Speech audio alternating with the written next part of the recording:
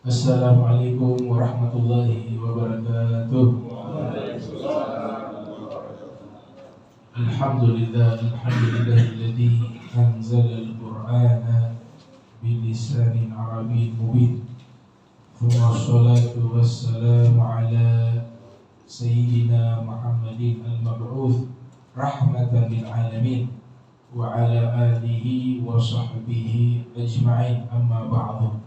Subhanak la ilma lana illa ma 'allamtana innaka antal alimul hakim. Rabbi shrah li sadri wa yassir li amri wahlul 'uqdatam min lisani yafqahu qawli wa saddid lisani wahdi qalbi bihaqqi sayyidina Muhammadin sallallahu alaihi wa alihi wa barik wasallam. Ya man huwa fi 'uluwihi kain, ya man huwa fi fi'li hamid, ya man huwa fi majdi madid. Allahumma akrimna bi nuril fahmi wa akhrijna min zulumatil wahmi warzuqna fahmal nabiyyin wa hifdzal mursalin wa ilhama malaikatil muqarrabin. Rabbana zidna ilman wa fahma wa aqla ya akramul akramin bihaqqi sayyidina Muhammadin khatamil anbiya'i wal mursalin ya rahmanir rahim. Wa sallallahu ala sayyidina Muhammadin wa ala alihi wa sahbihi wa barik wasallam. Walhamdulillahi rabbil alamin. Yang saya muliakan seluruh staf dan karyawan PLN Maluku Utara dan juga seluruh jamaah majlis ta'lim dari Mawaddah wa nakhudhu bidzikri Ami Alwi Alban, Ami Musa Sagaf, Alhamdulillah Abdul Bari Sagaf, wa jamil hadirin hadirat yang dirahmati Allah Subhanahu wa taala. Kita masih membahas tentang tafsiran dari surah Al-Fatihah. Kita sampai ke bab al-balaghah. Al-balaghah. Al-balaghah itu artinya sastra Arab. Jadi di pertemuan kali ini kita akan membahas tafsiran surat Al-Fatihah dengan menggunakan pendekatan analisa kesastraan atau disebut dengan tahlilul balaghah. Yang pertama di sini Syekh Ali As-Sobuni menjelaskan dari aspek tafsir pendekatan analisis kesastraan, diawali dengan lafaz alhamdulillah. Nah, kalau dalam ilmu nahwu, alhamdulillah ini kita kenal dengan sebutan al-mubtada dan khabar. Al-mubtada itu setiap kata benda di awal kalimat disebut mubtada. Kata benda di awal kalimat disebut dengan mubtada. Setelah mubtada disebut dengan khabar, menginformasikan daripada penjelasan dari mubtada tersebut. Nah, di suratul Fatihah diawali dengan alhamdulillah, maka alhamdulillah mubtada, lillah adalah khabar berupa syibhul jumlah karena terdiri dari harfu jar dengan majrur. Nah, itu secara nahwu. Kalau secara balaghah berbeda. Diistilahkan al-jumlatu khabariyah.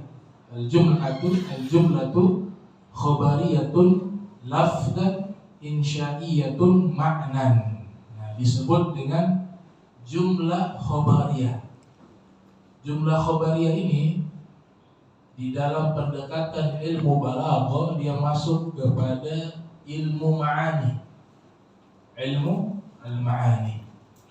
Nah, di dalam kajian ilmu ma'ani dilihat dari sisi susunan kalimat itu dibagi dua. Ada yang pertama disebut al-kalamu al-khabari. Ada yang kedua disebut al-kalamu al-insya'i. Terbagi dua. Al-kalamu al-khabari dijelaskan oleh pakar balaghah, artinya secara terminologi mahtamala as-sidqa wal kidba atau al-kadhiba. Ya, mahtamala as-sidqa wal kadhiba. Huruf ma di situ artinya kalimat. Jadi kalau al-kalamu al-khabari maknanya adalah secara etimologi dan juga secara terminologi khususnya Itu artinya kalimat yang mengandung makna jujur dan dusta. Artinya di dalam kalimat tersebut ada potensi informasi itu benar, ada juga potensi informasi itu bohong. Itu disebut dengan al-kalamu al-khabari. Nah, al-kalamu al-khabari ini kalau dinisbatkan di dalam firman alhamdulillah, maka tentu saja tidak mungkin ada potensi kebohongan. Pasti semuanya benar. Sehingga di dalam tafsir disebutkan di sini al-jumlatu khabariyatun lafdan insya'iyatun ma'nan. Nah, dia bentuk jumlah khabariyah. Tadi khabariyah definisinya semua kalimat yang mengandung makna atau berpotensi memberikan informasi itu benar ataupun bohong. Itu arti al-kalam al-khabari. Tapi jika dinisbatkan di dalam firman Allah Ta'ala, maka tentu saja dia tidak mungkin mengandung potensi bohong karena sifatnya wahyu. Maka dikatakan di sini secara susunan kalimat, struktur kalimat, dia adalah khabariyah secara lafaz, namun maknanya insya'iyah. Insya'iyah itu lawan daripada khabariyah. Kalau kita sebut antonimnya, ya, ada sinonim persamaan kata, ada antonim lawan kata. Nah, kalamu insya'iyah lawan daripada al-kalamu khabari. Kalamu insya'iyah lawan dari al-kalamu khabari. Artinya apa? Ini walaupun secara struktur kalimat bentuknya al-kalamu al-khabari, tapi maknanya itu al-kalamu insya'i, yang kalamu insya'i itu tidak terkandung makna jujur ataupun bohong. Dia tidak ada unsur itu. Berbeda dengan al-kalamul khabari, bisa kemungkinan itu adalah benar, jujur, bisa kemungkinan itu adalah bohong. Nah, di dalam lafaz alhamdulillah tentu saja maknanya insya'i, tidak ada unsur kebohongan. Memang Allah berhak memiliki segala pujian. Nah, itu dari struktur bahasa yang menggunakan pendekatan kesastraan atau disebut dengan al-balaghah. Jadi ilmu balaghah itu membahas 3, ilmu bayan, ilmu ma'ani, dan ilmu badi'. 3 itu digabungkan disebut dengan ilmu balaghah. Nah, yang menarik di sini, walaupun struktur kalimatnya itu berupa mubtada khabar, atau dalam ilmu balaghah al-jumlatu al-khabariyah, tapi maknanya itu adalah qulu alhamdulillah. Makna kata perintah. Artinya bacalah dan sebutlah alhamdulillah, segala puji milik Allah. Wa hiya mufidatun li qasril hamd alaihi ta'ala ka qaulihim al-karamu fil arab. Dia mengandung makna qasar. Qasar itu pengkhususan. Masuk ke dalam ilmu ma'ani. Qasar artinya pengkhususan. Artinya dikhususkan segala pujian itu hanya milik Allah Subhanahu wa taala, sebagaimana pepatah di dalam Arab, bangsa Arab memiliki satu pepatah al-karam fil Arab, kedermawanan dimiliki oleh bangsa Arab. Itu sama dengan alhamdulillah secara struktur bahasa dan pendekatan kesastraan. Itu yang pertama. Jadi kalau ditanya alhamdulillah, dia adalah al-jumlatu khabariyah lafdan, tapi maknanya adalah insya'iyah. Maknanya insya'iyah.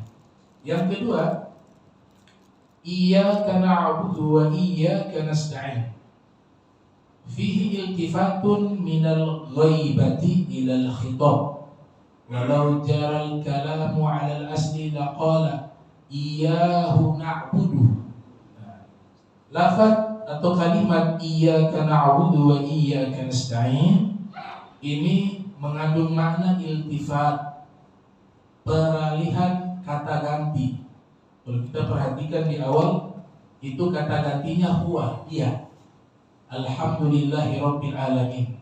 Segala puji milik Allah, penguasa alam semesta. Ar-Rahman Ar-Rahim Maliki Yaumiddin. Itu kata gantinya dia kepada Allah. Tapi ketika berpindah ke kalimat Iyyaka na'budu wa iyyaka nasta'in, dari dia menjadi kamu. Itu namanya apa? Iltifat, perpindahan kata ganti. Ya, makanya ini kalau dikaji sangat dalam maknanya. Iyyaka na'budu wa iyyaka nasta'in.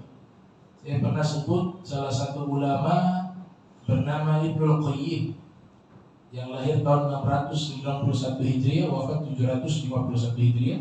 Beliau menjelaskan kalimat tersebut, yaitu iyyaka na'budu wa iyyaka nasta'in. Jadi satu kitab yang sangat tebal, ya, hampir 1000 lembar, hanya membahas iyyaka na'budu wa iyyaka nasta'in. Kitab tersebut berjudul Madarijus Salikin. Ya, artinya sangat dalam makna tersebut. Jadi pergantian dari huwa ke anta. Huwa, dia Allah, jadi kamu Allah. Itu namanya iltifat, dari ghaib ke khitab. Kalau mau mengikuti susunan struktur kata yang asli, walau jaral kalam al asli laqala iyyahu na'budu wa iyyahu nasta'in. Harusnya begitu. Kepadanya lah kami beribadah dan kepadanya lah kami meminta pertolongan. Tapi ada rahasia di situ. Kenapa terjadi iltifat? Karena di dalam hadis-hadis yang berkaitan tentang keutamaan suratul Fatihah, ketika seorang hamba dia sholat, dia sedang berdialog kepada Allah Subhanahu wa taala. Kalau khitab, kamu itu berarti ada di hadapan kita. Kita berdialog secara langsung dengan Allah Subhanahu wa taala pada waktu tersebut. Akan tetapi di dunia ini kita dihijab oleh Allah, sehingga Allah taala tidak kelihatan oleh mata telanjang kita di dunia ini. Itulah yang dimaksud oleh Imam Ja'far Shadiq di dalam salah satu ucapan beliau. Beliau mengatakan innallaha ta'ala yatajalla li ibadihi fi kalamih walakinnahum la yubsirun. Sesungguhnya Allah Subhanahu wa taala menampakkan dirinya di hadapan hambanya di saat membaca firman-Nya, akan tetapi mereka tidak bisa melihat Allah Subhanahu wa taala. Tidak bisa melihatnya di dunia, tapi insyaallah di surga kita bisa melihat Allah Subhanahu wa taala. Nah, ini iltifat namanya. Dan di dalam kaidah struktur bahasanya ini namanya maf'ul muqaddam. Objeknya didahulukan. Biasanya di dalam struktur bahasa Arab itu ada kata kerja, ada subjek, pelaku, ada objek. Objek biasanya dalam bahasa Arab di belakang, tapi di dalam kalimat tersebut objeknya di awal. Maknanya qasar. Di dalam ilmu ma'ani disebut uslub qasar. Diartikan hanya. Jadi khusus kepada Allah, kamu. Jadi ibadah itu hanya khusus kepada Allah. Namanya uslub qasar. Di dalam kitab Al-Jawharu Al-Maknun, Al-Jawharu Maknun yang ditulis oleh Syekh Abdurrahman Akhdari, kemudian disyarahi oleh Syekh Ad-Damanhuri berjudul Hilyatul Lubil Masun. Mereka menyatakan definisi qasar itu artinya adalah takhsisus syai'in bi syai'in bi tariqin makhsus. Mengkhususkan sesuatu dengan metode yang khusus. Artinya qasar itu dia membatasi. Dia bentuknya bisa dengan mendahulukan maf'ul dan mendahulukan khobar. Itu pasti maknanya qasar, khusus. Atau ada qasar yaitu berupa huruf innama.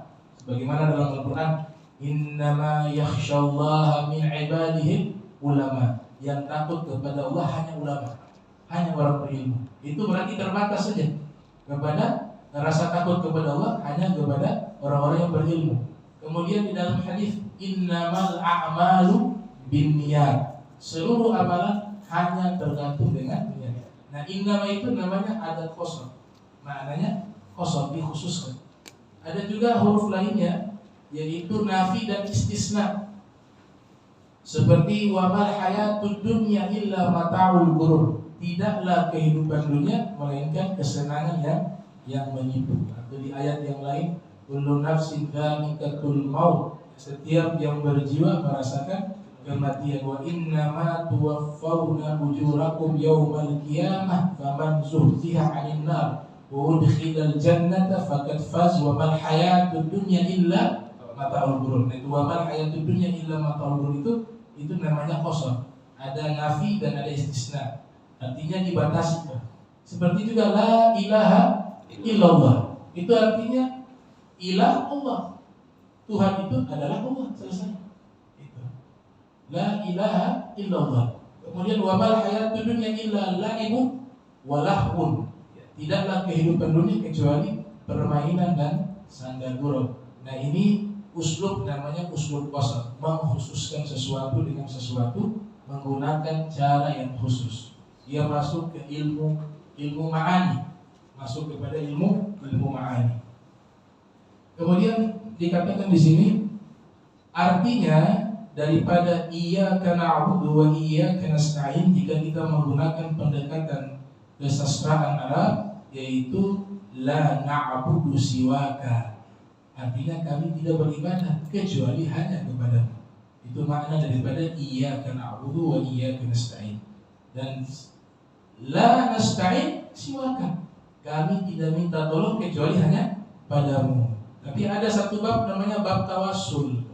Allah memberikan jalan lewat tawassul, perantara. Itu juga atas izinnya Allah Subhanahu wa ta'ala. Jadi perantara tawassul itu adalah bagian atau jalan untuk bisa meraih pertolongan dari Allah Ta'ala lewat satu jalan yang namanya tawassul. Semua itu ada perantara. Kita sholat kepada Allah ada perantara, tidak langsung. Mana? Kiblat, Ka'bah. Tapi kita menyembah bukan ke Ka'bah, ke Allah. Itu hanya perantara. Itu.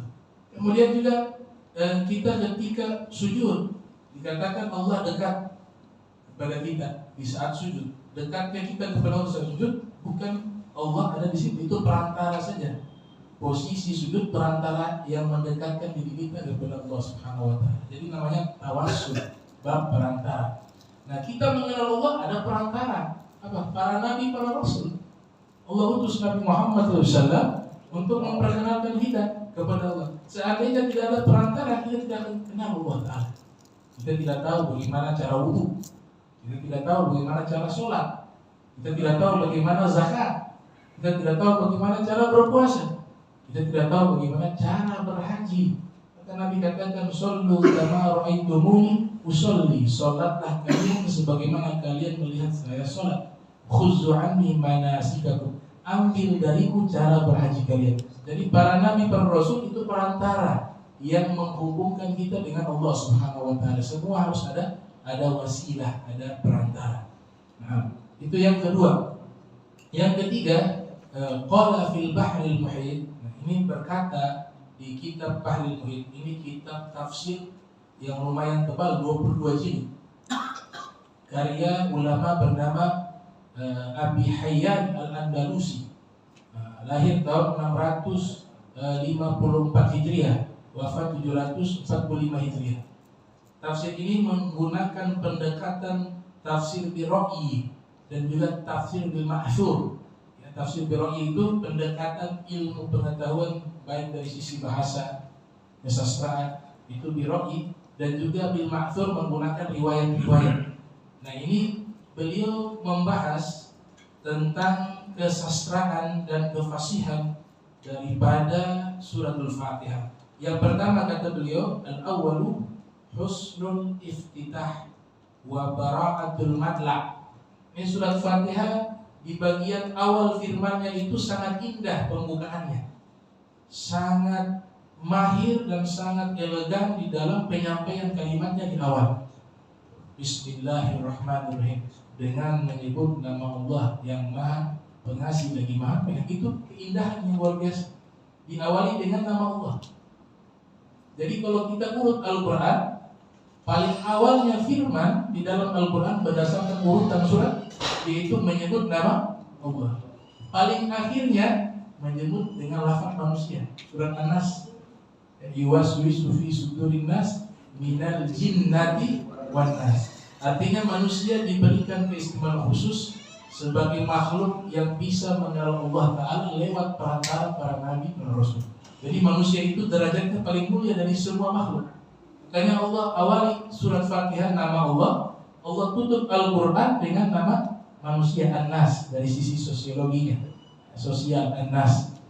Maka para nabi, para rasul tidak ada dari bangsa malaikat. Para nabi, para rasul tidak ada dari bangsa jin. Tapi nabi, para nabi, para rasul khusus dari kalangan manusia. Itu sebagai bentuk penghormatan Allah Subhanahu wa taala kepada manusia. Nah, ini yang pertama kata Imam Abul Hayy Al-Andalusi. Jadi keindahan di dalam pembukaan di surat Fatihah. Yang kedua al-mubalaghatu fi tsana'i li ifadati al-istighraq. Yang kedua, pujian yang sangat tinggi disematkan kepada Allah Ta'ala dengan menambahkan lafaz alif lam di dalam kata hamd. Jadi alhamdulillah. Alhamdulillah itu maknanya istighraq. Apa itu istighraq? Segala. Jadi kalau diterjemahkan, bukan pujian itu milik Allah, tapi kita harus tambahkan apa? Segala puji milik Allah. Itu segala itu diterjemahkan lewat lafaz alif lam tadi.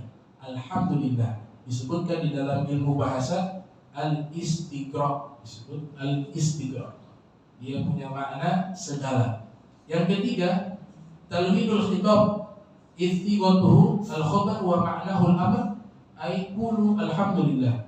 Ya, punya variasi di dalam firman tersebut, dalam khitab tersebut. Sigotnya khabar tapi maknanya kata perintah, yaitu alhamdulillah.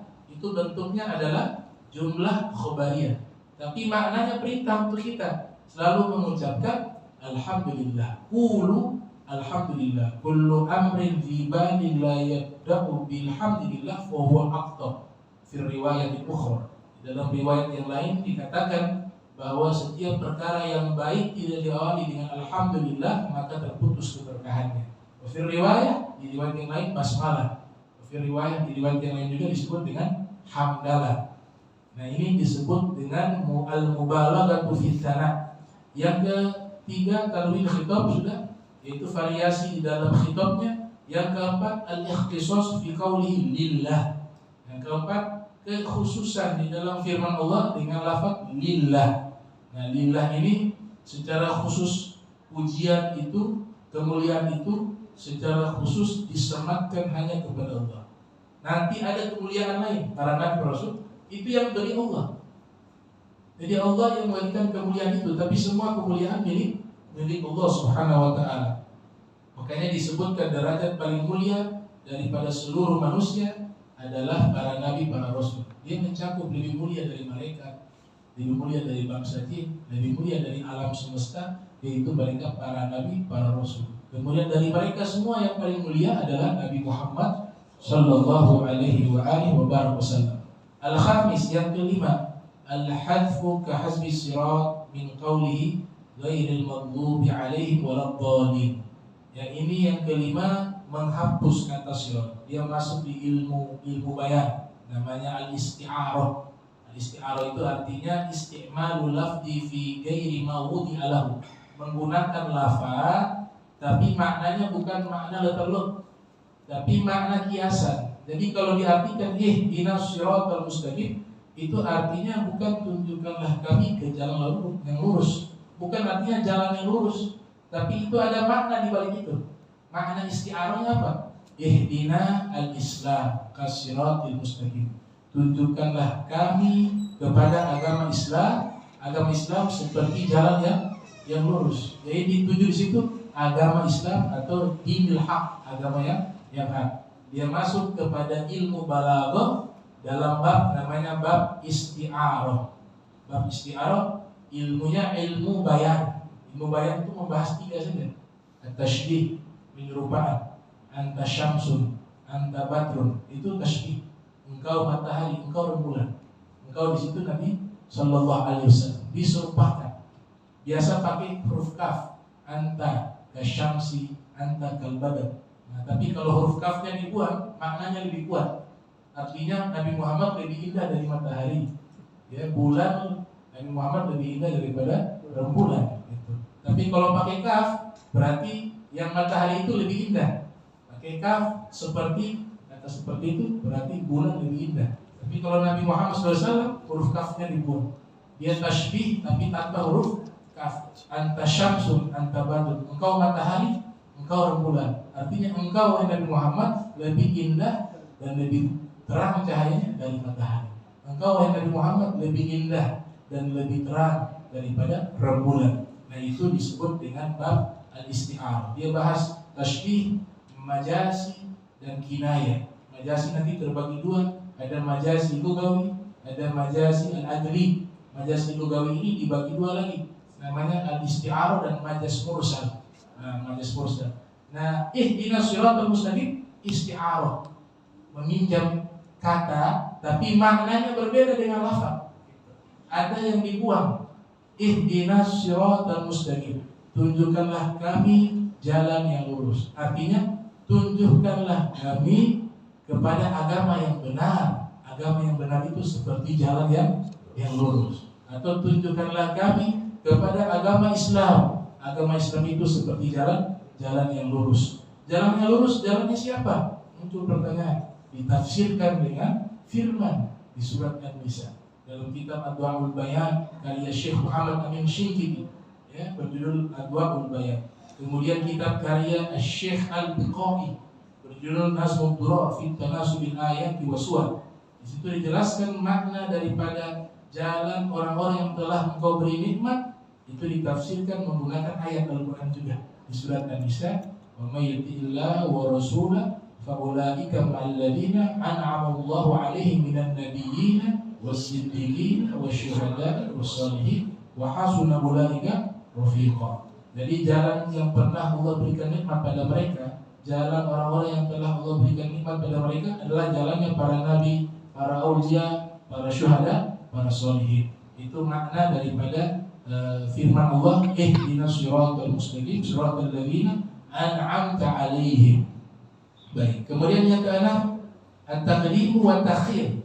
Di dalam surat Fatihah ada yang namanya mendahulukan dan mengakhirkan, seperti lafaz iyyaka na'budu. Kemudian yang kedelapan as-sabi' at-tasrihu ba'da al-ibham. Yang ketujuh as-sabi' yang ketujuh penjelasan setelah ibham, satu hal yang sama. Jadi kalau kita lihat di surat Fatihah as-siratal mustaqim itu masih sama-sama jalan yang lurus. Jalan yang lurus itu jalannya siapa? Baru Allah jawab sendiri di dalam Al-Quran di surat Fatihah, yaitu siratal ladzina an'amta 'alaihim. Itu penjelasan tasrih namanya. Kemudian rinciannya di surat An-Nisa, jalan orang-orang yang telah Kau berikan nikmat, yaitu jalannya para nabi, para aulia, para syuhada, para sholihin. Namanya at-tasrihu ba'dal ibham dalam istilah kesastraan.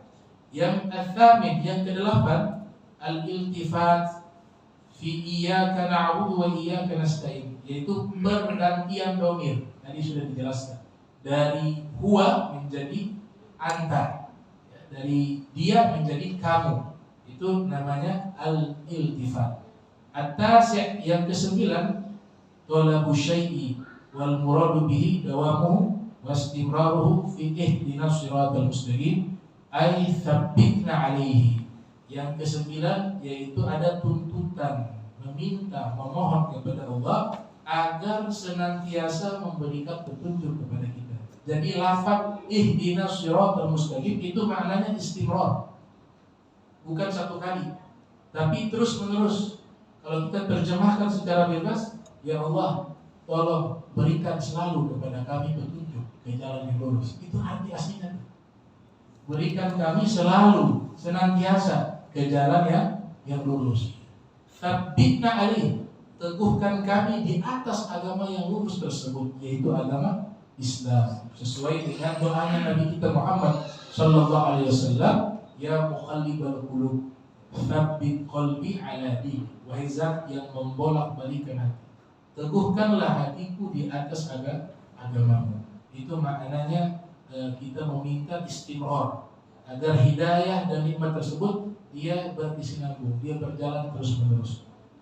Al-ashir yang terakhir, yang ke-10 dari sisi sastra, namanya as-sajah al-mutawaza. As-sajah ini artinya huwa tawafuq fasilataini fi harfil akhir, yaitu kecocokan dua pemisah di huruf yang akhir. Kalau kita di dalam bahasa Indonesia sebutnya sajah, yang di belakangnya itu hurufnya sama.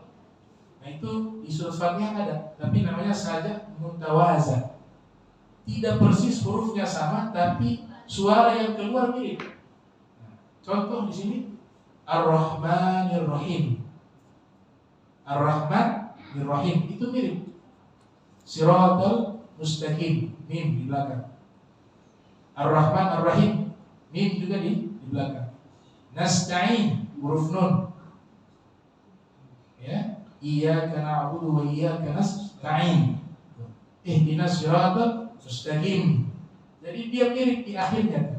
Namanya sajah mutawaza. Nah, kalau sama itu sajah umumnya, huruf belakangnya itu sama. Seperti hadis Nabi, ketika orang sedekah di pagi hari ada malaikat berdoa. Itu doanya malaikat menggunakan sajah. Allahumma a'ti mumfika, ya, munfiqa khalafa, wa a'ti mumsika talafa. Nah, di belakang fa semua. Ya, Allahumma a'ti mumfiqa khalafa, wa a'ti mumsika talafa. Itu saja yang umumnya. Hurufnya sama di belakang. Itu keindahan di dalam kesastraan, di dalam bahasa Arab. Yang artinya Allahumma a'ti munfiqa khalafa, ya Allah berikanlah orang yang berinfak di pagi hari itu khalafa, ganti yang berlipat ganda. Wa a'ti mumsika talafa, dan berikanlah orang yang selalu kikir di dalam menahan rezekinya talafa, kerugian dan kebangkrutan. Itu doanya malaikat menggunakan sajah. Itu salah satu contoh sajah di dalam hadis Rasulullah Muhammad sallallahu alaihi wasallam. Hadis Rasulullah Muhammadin sallallahu alaihi wasallam. Kalau saya sebut hadis Rasulullah itu keliru. Yang benar hadis Rasulullah Muhammadin Rasul. Hadis Rasulullah Muhammadin sallallahu alaihi wasallam. Karena kita lagi bahas masalah kebahasaan, jadi lafaz juga tidak boleh salah. Ya. Kalau dalam bahasa Arab salah kalau saya bilang hadis Rasulullah itu salah. Karena dia al-idhafah, ya, mudhaf ilaih, dua kata benda digabung menjadi satu. Itu di belakangnya harus dibaca kasroh. Jadi harus hadisu Rasulillah. Kemudian jadi badal Rasulillah, badalnya ikut kepada Rasulillah Muhammadin. Begitu. Kayak seperti sebut maulud atau maulid, sama maulud sama, tapi keterangannya beda. Kalau maulud yang lahir anak itu Nabi Muhammad. Kalau maulid waktu dan tempat lahirnya.